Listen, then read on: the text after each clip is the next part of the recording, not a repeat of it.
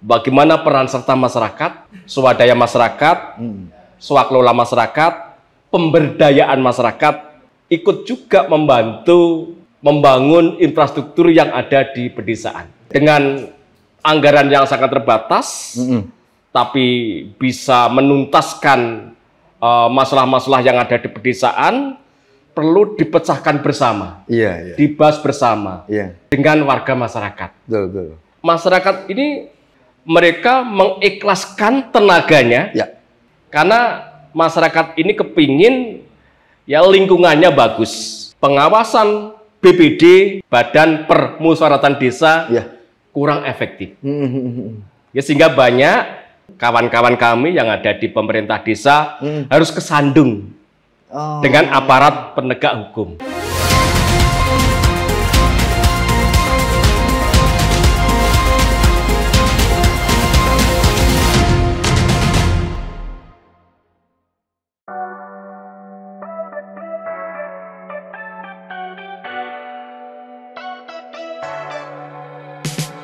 Perkenalkan, sosok inspiratif dari Ponorogo, H. Miseri Effendi, lahir di Ponorogo pada 10 Desember 1963. Perjalanan pendidikan beliau diawali dari SD Negeri Pegiring 1, kemudian menuntaskan jenjang selanjutnya di SMP Negeri Pulung dan SMA Negeri 2 Ponorogo.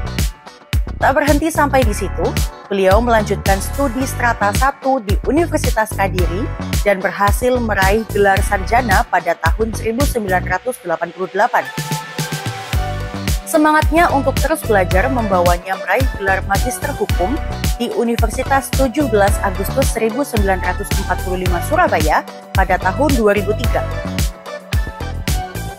Di bidang organisasi, H. Miseri Effendi menunjukkan komitmen luar biasa dalam membangun partai politik di daerahnya, mulai dari posisi sekretaris hingga ketua DPC Partai Demokrat Kabupaten Ponorogo sejak tahun 2003 hingga kini. Ia juga dipercaya memimpin tim pemenangan dalam berbagai pemilihan strategis, baik di tingkat kabupaten maupun provinsi, termasuk pemilihan Gubernur Jawa Timur pada tahun 2008, 2013, dan 2018. Dalam dunia pemerintahan, beliau aktif sebagai anggota DPRD Kabupaten Ponorogo sejak 2004 dan telah menduduki posisi Wakil Ketua DPRD selama 2 periode, dari 2014 hingga 2024. Sebelumnya, ia juga pernah menjabat sebagai Ketua Fraksi Partai Demokrat dan Wakil Ketua Komisi C DPRD Ponorogo. Sebelum mengabdikan diri di dunia politik dan pemerintahan, H. Miseri Effendi pernah berprofesi sebagai pengacara, guru, dan dosen, membuktikan dedikasi dan keahliannya dalam berbagai bidang.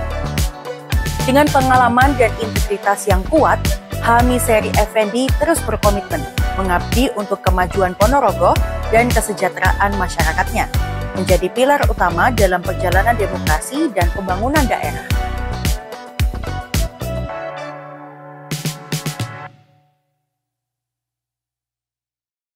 Assalamualaikum warahmatullahi wabarakatuh. Salam sejahtera bagi kita semua. Salam Om Swastiastu, Namo Buddhaya, salam kebajikan. Jumpa lagi bersama saya Randy Niko Ramanda di podcast Gebrakan Wakil Rakyat DPRD Jawa Timur. Seperti kita ketahui bahwa pemberdayaan masyarakat menjadi kunci pembangunan infrastruktur di tingkat desa. Dan tentu saja peran masyarakat ini sangat penting. Untuk tahu lebih jauh mengenai peran masyarakat ini, saya sudah bersama anggota Komisi D DPRD Jawa Timur, Pak Miseri Effendi. Langsung saja kita sapa beliau. Selamat siang, Pak. Selamat siang, Mas. Assalamualaikum warahmatullahi wabarakatuh. Waalaikumsalam warahmatullahi wabarakatuh. Pak, langsung saja saya tanya, Pak. Bagaimana sih menurut Bapak peran utama masyarakat dalam hal pembangunan infrastruktur di tingkat desa? Ya, baik. Jadi memang infrastruktur yang ada di pedesaan. Siap. Kalau kita potret, perlu ada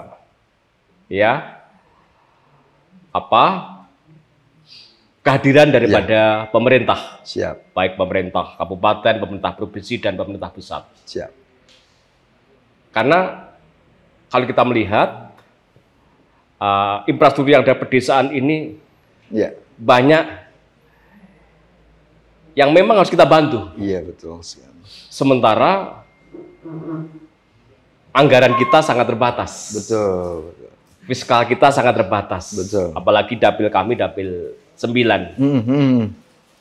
Nah, untuk mengurai daripada keterbatasan itu, Iya. salah satu solusinya adalah bagaimana peran serta masyarakat, swadaya masyarakat, swakelola masyarakat, pemberdayaan masyarakat, ikut juga membantu membangun infrastruktur yang ada di pedesaan. Ya, ya. Apakah itu pembangunan jalan, Ya. pembangunan jaringan, dan pembangunan air bersih, dan lain sebagainya. Jadi memang sangat-sangat penting keterlibatan daripada masyarakat Ya. untuk ikut diajak membangun desa, Ya, ya. agar desa keluar dari persoalan infrastruktur yang memang menjadi kendala yang selama ini dialami, dikeluhkan oleh kawan-kawan yang ada di pedesaan. Baik, menurut Pak Misri, masyarakat ini terlibatnya nanti dalam hal apa? Mulai dari pemeliharaan, pembangunan, atau pengawasan, atau seperti apa menurut Pak Misri?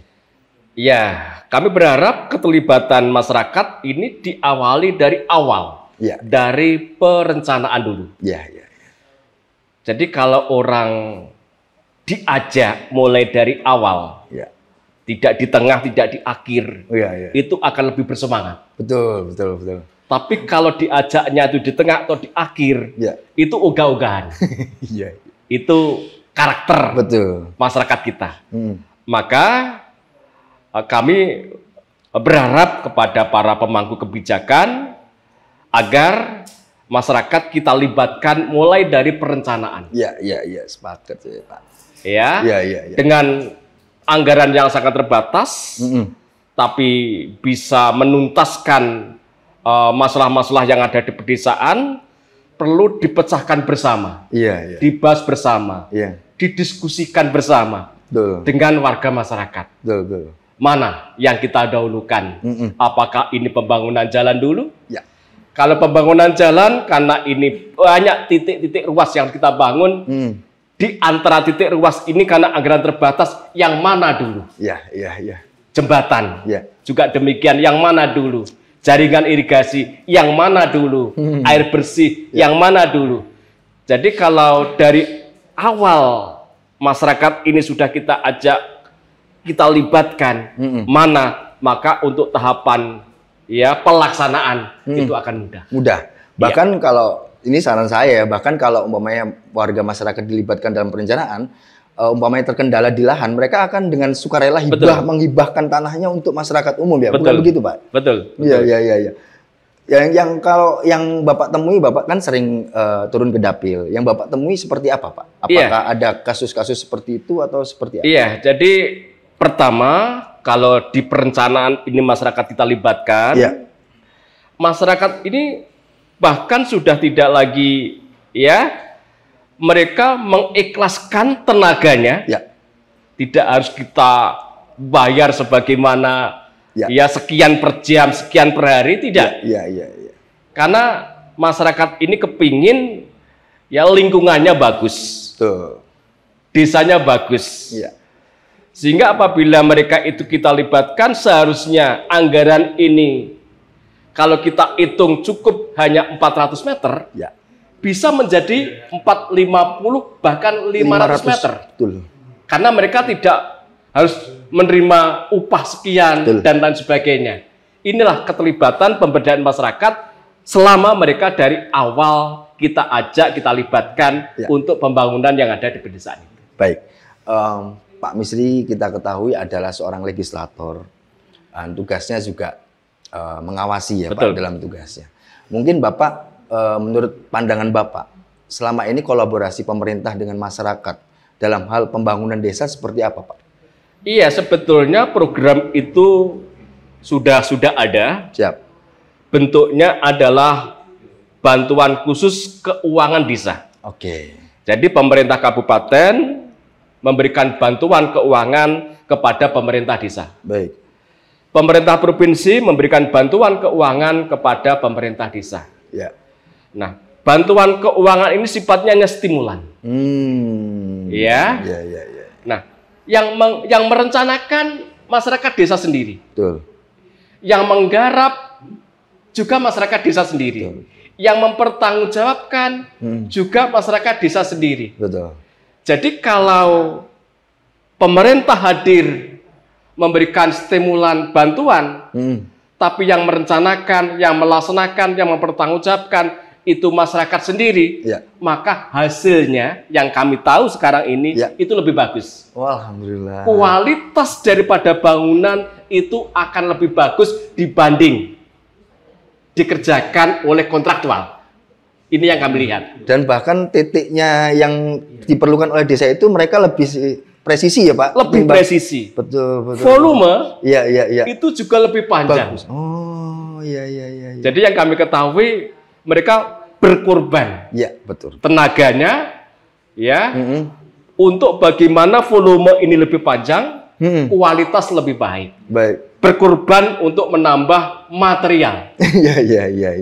Jadi saatnya upah itu diterima oleh masyarakat, mereka rela untuk mengorbankan upahnya menambah material, guna menambah volume. Inilah pemberdayaan masyarakat yang ada di pedesaan. Baik, seperti kita ketahui bersama Pak, sudah ada dana desa yang turun sampai ke tingkat desa, dan itu memang peruntukannya banyak ya, sesuai dengan keputusan bersama masyarakat desa tersebut. Nah, menurut Pak Misri, pengawasannya seperti apa Pak yang sampai saat ini? Iya. Dapil jenengan. Jadi kami lihat kurang efektif. Kurang efektif ya. Pengawasan BPD, Badan Permusyawaratan Desa, kurang efektif. Ya, sehingga banyak yang kami ketahui, kawan-kawan kami yang ada di pemerintah desa harus kesandung dengan aparat penegak hukum. Oke.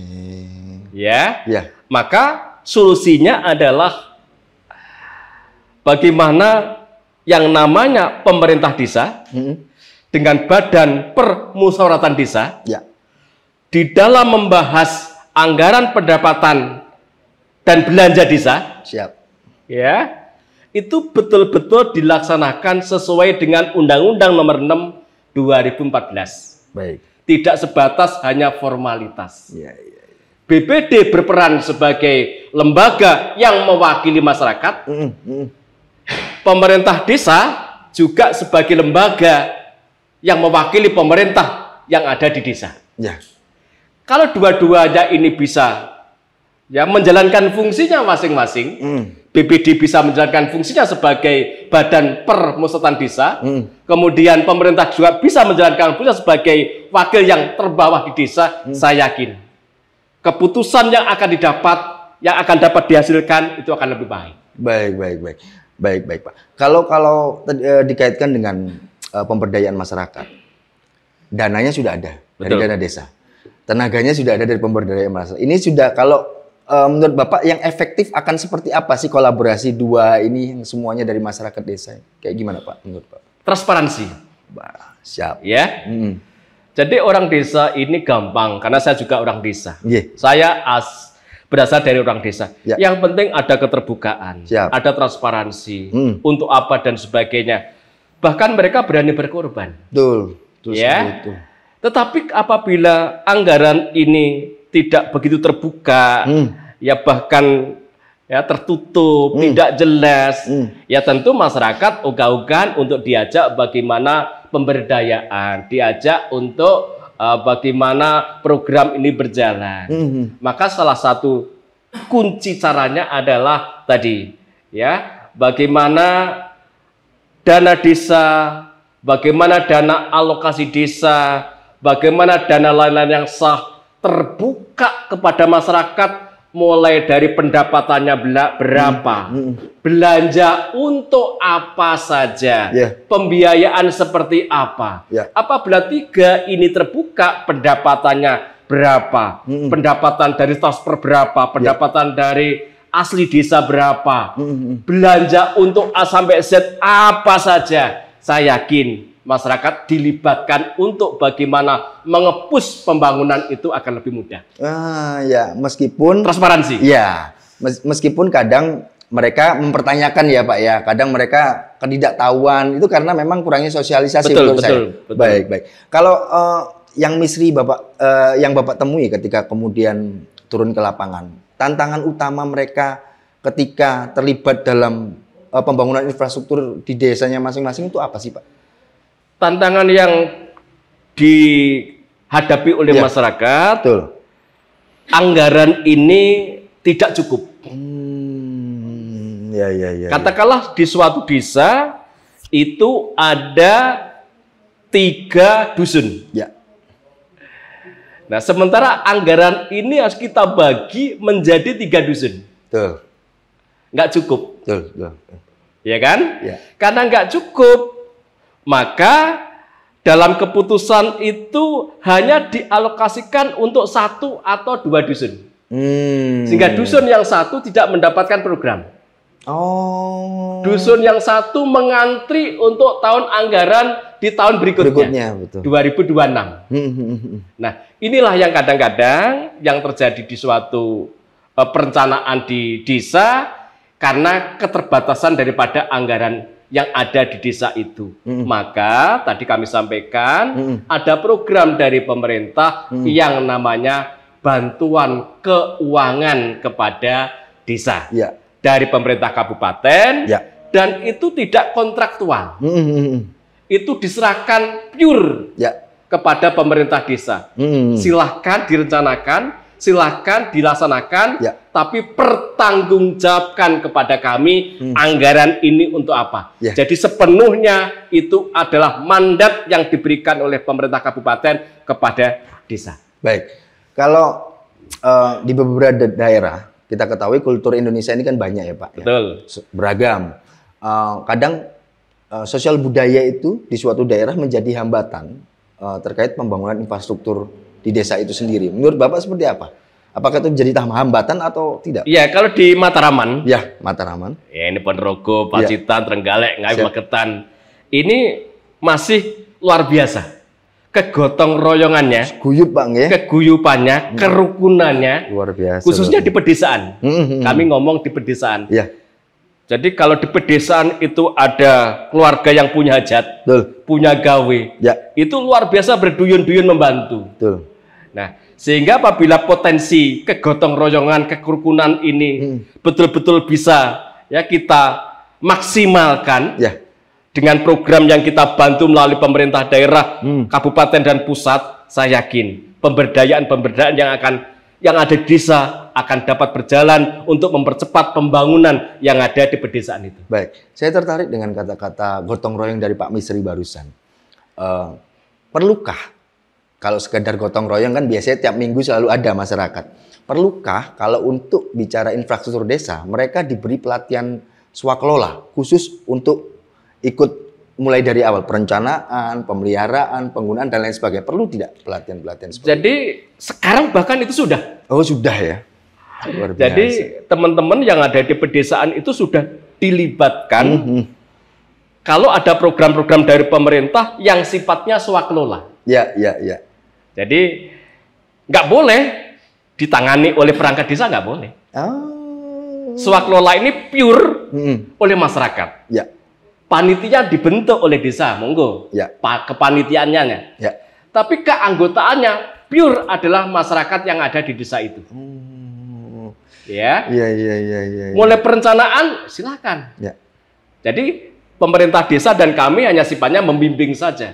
Tapi eksekutornya ada pada masyarakat dalam upaya untuk menumbuh kembangkan pemberdayaan yang ada di pedesaan. Saya rasa dengan begitu juga mereka memiliki rasa memilikinya dan tanggung jawabnya juga sangat tinggi ya untuk memelihara infrastruktur yang dibangun itu Pak ya. Betul. Apakah itu juga terjadi di Mataraman juga atau seperti apa Pak? Ya, jadi ya di Mataraman tadi contoh ya. Contoh kemarin kami datang ke Kecamatan Kerayun. Betul. Jalannya rusak. Oke. Ada yang beli semen. Ya. Ada yang beli pasir, ada yang beli koral, ya. Nah, anggaran untuk material ini lebih banyak swadaya, termasuk kami dimintai bantuan, termasuk masyarakat ya ada yang menyediakan dan sebagainya. Ini bentuk-bentuk dari pemberdayaan. Ya. Kemarin di Pacitan, Ibu Gubernur menyerahkan bantuan aspal drum. Iya. Tapi kan tidak cukup pembangunan jalan hanya aspal drum. Ya. Kan butuh koral, Ya. butuh pasir, Ya. butuh tenaga. Dari mana? Koral, pasir, tenaga, pemberdayaan masyarakat. Pemerintah hadir melalui bantuan aspal drum. Ya. Jadi modal-modal yang kayak beginilah, masyarakat dilibatkan yang kayak beginilah, yang insya Allah bisa mempercepat pembangunan dan bisa keluar daripada fiskal yang dihadapi oleh masing-masing daerah karena sangat-sangat minimalis. Baik, kalau kita ngomong pemberdayaan masyarakat, kita tahu bahwa tiap daerah itu selalu punya lokal heroes, Pak ya. Betul.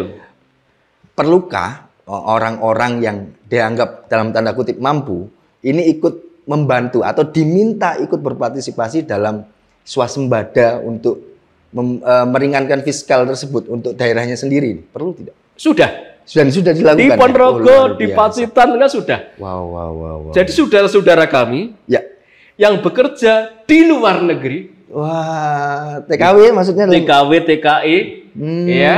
Apakah itu di Jepang, apa di Korea, apa di Taiwan, apa di Hong Kong, apa di Malaysia, apa di Singapura. Itu memberikan kontribusinya, membantu untuk material yang memang dibutuhkan oleh lingkungan, oleh masyarakat, oleh desa. Ya, yang tadi kami sampaikan, ini harus ada semen, ini harus ada pasir, ini harus ada koral, dan lain sebagainya. Sebagian daripada anggaran itu adalah partisipasi dari saudara-saudara kami yang menjadi tenaga-tenaga kerja yang ada di luar negeri. Terima kasih tentu kami sebagai wakil rakyat atas partisipasi kawan-kawan yang ada di luar negeri. Baik, kita masyarakat tentu banyak golongannya, Pak. Umurnya juga beragam. Kita bicara mengenai generasi muda dulu. Di mana nantinya mereka ini dilibatkan dalam pembangunan infrastruktur, di non-infrastruktur atau dalam teknisnya untuk generasi muda, menurut Pak Misri? Iya, jadi memang harus kita bagi ya. Ya, karena mereka punya potensi, punya SDM yang tidak sama. Siap. Mereka yang punya SDM di bidang teknis, ya tentu kita letakkan ke sana. Siap. Mereka yang punya SDM desain, ya kita tempatkan di sana. Mereka yang punya background terkait dengan terkait dengan pembangunan yang ada di itu, ya kita tempatkan di situ.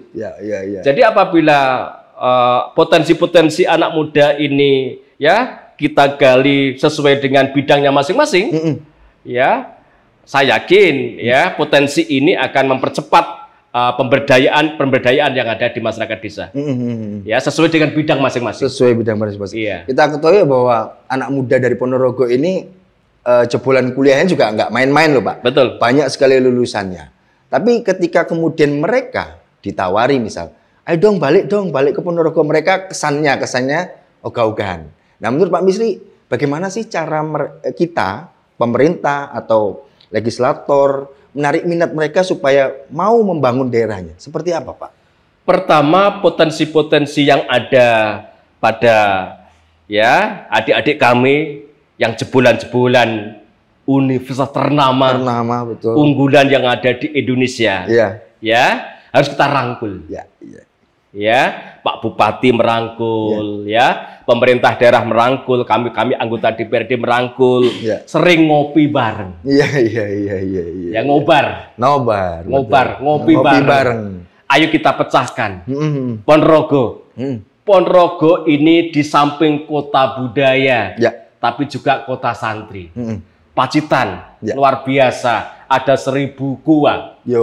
Trenggalek dengan lautnya, Ngawi dan Magetan. Jadi kalau potensi-potensi yang ada di daerah ini kita rembuk, kita diskusikan bersama dengan mereka-mereka yang luar biasa, jebolan-jebolan dari perguruan tinggi universitas, saya yakin ya mereka tidak akan keluar, tidak akan berimigran ke kota atau ke daerah lain. Mereka akan kerasan di Kabupaten Ponorogo. Baik, dari sejumlah dapil yang Pak Misri gawangi, ada catatan khusus nggak mengenai infrastruktur, khususnya di pedesaan? Misal jalannya atau jembatannya atau apa? Keluhan-keluhan yang masuk ke banyak sekali. Pak Misri seperti apa, Pak? Banyak sekali. Gimana itu? Mengapa banyak? Karena kami ini ya 24 jam. Ya, betul. Bisa dicek di IG saya, Ya, di Facebook saya, di TikTok saya. ya. Rumah saya kebuka. Luar biasa. Bukan nanti 2029. Ya. Tapi sejak kami mendapatkan mandat dipilih mewakili Ponorogo, Pacitan, Trenggalek, Ngawi, Magetan, maka kami terbuka bagaimana masyarakat menyampaikan aspirasinya, keluhannya kepada kami. Dan setelah itu kami turun langsung melihat. Kami sudah datang ke Pacitan beberapa kali, Ya. ke Trenggalek beberapa kali, ke Ponorogo beberapa kali, ke Magetan, dan juga ke Ngawi. Ya. Setelah kami bersafari di 5 kabupaten ini, Ya. untuk jalan nasional mantap, Mantap. untuk jalan provinsi mantap, Oke. untuk jalan kabupaten dan jalan desa Desa. kurang mantap. Banyak yang rusak, Oh. banyak yang bergelombang, banyak yang sudah amburadul, banyak yang harus segera kita bangun guna mempercepat pertumbuhan ekonomi, roda perputaran keuangan Betul, yang betul. ada di Dapil 9. Betul, betul. Mengapa kok sampai rusak, amburadul dan sebagainya? Lagi-lagi ya, kemampuan anggaran Ya. 5 daerah ini menggantungkan kepada pemerintah pusat. Ya, Dana alokasi umum, dana alokasi khusus, dana lain-lain yang sah, 5 daerah ini masih menggantungkan kepada pemerintah pusat. Pemerintah daerah rata-rata hanya memberikan kontribusi dalam pendapatan ya pada kisaran 10, 15 sampai 20% saja Ya. dari pendapatan total yang ada di masing-masing daerah. Artinya, kalau pusat tidak mentransfer kepada kabupaten kota yang ada di Dapil 9 ini, praktis tidak bisa membangun jalan kabupaten, tidak bisa membangun jalan desa, karena uangnya habis untuk belanja pegawai. 50-60%, ditambah belanja pendidikan 20%, mandatory spending, ditambah kesehatan 10%, sementara perintah undang-undang infrastruktur 40%, uangnya nggak ada. Makanya kemarin Kabupaten Ponorogo mengajukan pinjaman kepada Bank Jatim untuk membangun jalan-jalan yang memang oleh masyarakat sangat dibutuhkan. Oh, nah ini kan perlu tidak sebenarnya ya dalam tahap sosialisasi ya, perlu tidak dijelaskan ke masyarakat bahwa dampak mereka mendapat infrastruktur ini sangat penting loh untuk kedepannya. Menurut Pak Misri seperti apa? Setiap kami datang, kami reses, kami kunjungan dapil, kami diundang, semua kami sampaikan terkait dengan pentingnya infrastruktur, jalan, jembatan, jaringan, dan lain sebagainya. Dan ini uang rakyat, uang panjenengan, APBD, APBN ini uang panjenengan. Jenengan nggak boleh masa bodoh, cuek, di saat ada kontraktor membangun sakar PDW, jenengan harus berani negor ini salah. Kalau nggak berani sampaikan kepada saya tak akan datang sidak. Ya, terkait dengan bangunan-bangunan yang nggak bener, yang nantinya usia itu nggak sampai sebagaimana yang kita rencanakan. Mungkin nggak sampai setahun sudah jebol semuanya. Ini ya yang harus fakta di lapangannya begitu ya, harus kita libatkan. Jadi kalau di titik ada bangunan, tetapi bangunannya amburadul sak maunya sendiri, ayo rakyat mengawasi. Kok ternyata mereka tetap bandel, laporkan kepada saya, pada wakil rakyat, karena kami punya fungsi namanya fungsi kontrol. Baik. Dari penjelasan Pak Misri tadi saya nangkep bahwa kita dihadapkan fakta bahwa kita sangat tergantung dengan dana-dana dari pemerintah pusat. Bisakah dalam konteks pemberdayaan masyarakat ini bisa secara mandiri kemudian menghasilkan sendiri untuk dibuat membangun daerahnya sendiri? Menurut Pak Misri yang efektif seperti apa, Pak? Kalau bisa? Sebagian daerah sudah melaksanakan seperti itu. Baik. mereka membangun destinasi wisata. Iya. Tapi tidak ada campur tangan dari uang pemerintah, nggak ada. Mereka bangun destinasi itu lebih kepada swadaya. Iya. Swakelola, patungan, cancelengan, dan mereka bisa. Ya, karena sudah usul di Musrenbang tahun ini, sudah beberapa kali usul, katanya 2, 3, 4, 5, 6, 7 kali, tapi hingga 7, 6, 5, 4 kali nggak juga ada bukti, nggak ada realisasi. Maka mereka akhirnya cancelengan tadi. Potensi yang ada teman-teman di luar negeri, ayo. Potensi kawan-kawan yang menjadi pengusaha-pengusaha di Jakarta, di kota-kota besar, ayo. Potensi mereka dikumpulin semua, akhirnya ya alhamdulillah. Mereka sudah punya tumbuh kesadaran untuk membangun lingkungannya, membangun desanya, membangun daerahnya dengan cara tadi pemberdayaan. Baik. Selain warga, perlu tidak organisasi masyarakat yang di Ponorogo atau di dapilnya Pak Misri tentu banyak kan. Perlu tidak ini dilibatkan juga dalam hal percepatan pembangunan infrastruktur di daerah?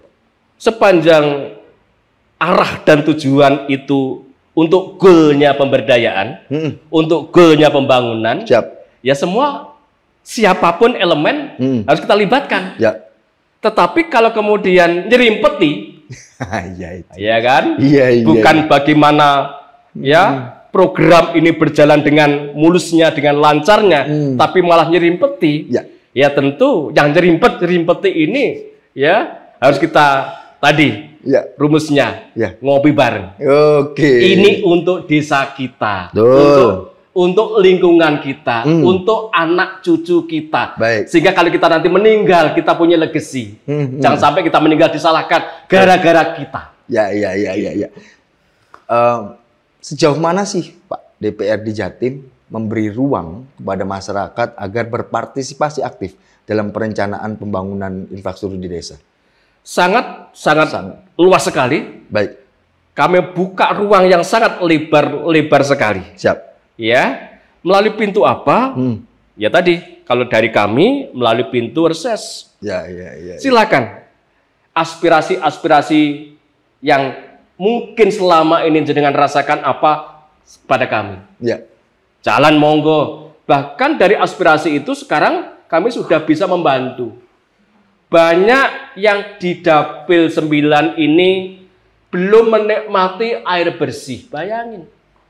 Ini sudah merdeka dan alhamdulillah sudah ke 80 tahun, tapi masyarakatnya belum menikmati kebutuhan dasar yang namanya air bersih. Kami langsung telepon ya kepada Cipta Karya. Luar biasa. Iya kan? Kemudian dari Cipta Karya diterjunkanlah tim untuk survei yang ada di Desa Sendang, Kecamatan Ngerayun. Dan alhamdulillah kami sudah mendapat laporan. Ya, pembangunan itu sudah selesai, sekarang sudah bisa dirasakan terkait dengan air bersih. Itu hasil daripada aspirasi. Kemudian kami datang ke sana. Suren, itu Trenggalek. Perbatasan dengan Soko, Kecamatan Soko. Ternyata jalannya masih tanah. Jadi ini masih tanah. Kalau hujan ya sudah. Becek sekali. Karu-karuan. Kami telepon juga Cipta Karya. Disurvei. Ini sudah WA masuk ke saya. Ya, sudah dibangun papingisasi. Pemberdayaan. Saat ini ya? Iya, sudah selesai. Luar biasa loh. Papingisasi. Dan beberapa daerah yang ada di Pacitan, Arjosari, Purwantoro. Ya, bagaimana jalan ini dibangun karena ini provinsi yang semula stagnan, sekarang lebar. Anggaran hampir 21 sekian miliar. Kemudian ada juga jalan yang hampir 2-3 tahun longsor tidak kebangun. Yang ada di Selaung itu. Datang ke saya, sekarang udah kebangun. Luar biasa. Pospati, Magetan. Sudah direncanakan, di kiri kanan sudah ditebangi, pohon-pohon, nggak kebangun-bangun. Sekarang sudah kebangun. Ya kalau nggak salah 32 miliar. Inilah pentingnya bagaimana kalau kita reses, betul-betul dimanfaatkan. Tapi setelah kami menerima, jangan kemudian ya kita tidak berjuang di sana. Harus kita perjuangkan di saat rapat-rapat terkait dengan anggaran pendapatan dan belanja daerah. Baik Pak Misri, sebelum saya tutup, saya mohon izin ke Pak Misri untuk menyampaikan pesan, harapan kepada khususnya masyarakat di dapilnya Bapak untuk ikut berperan aktif dalam pembangunan infrastruktur di daerahnya masing-masing. Monggo langsung ke kamera Bapak. Bersatu kita teguh, bercerai kita runtuh, guyub agawe santoso, serah agawe bubrah. Apabila Dapil 9 desanya kepengen maju, lingkungannya kepengen baik, kuncinya adalah menjaga persatuan dan kesatuan, guyub rukun. Karena ini kekuatan untuk membangun bagaimana desa dan lingkungan itu bisa kita wariskan kepada anak cucu. Baik Tribuners, itu tadi bincang santai saya bersama anggota Komisi D DPRD Jatim, Pak Misri Effendi. Semoga bisa diambil manfaatnya. Saya Rendy Kuramanda, pamit. Assalamualaikum warahmatullahi wabarakatuh.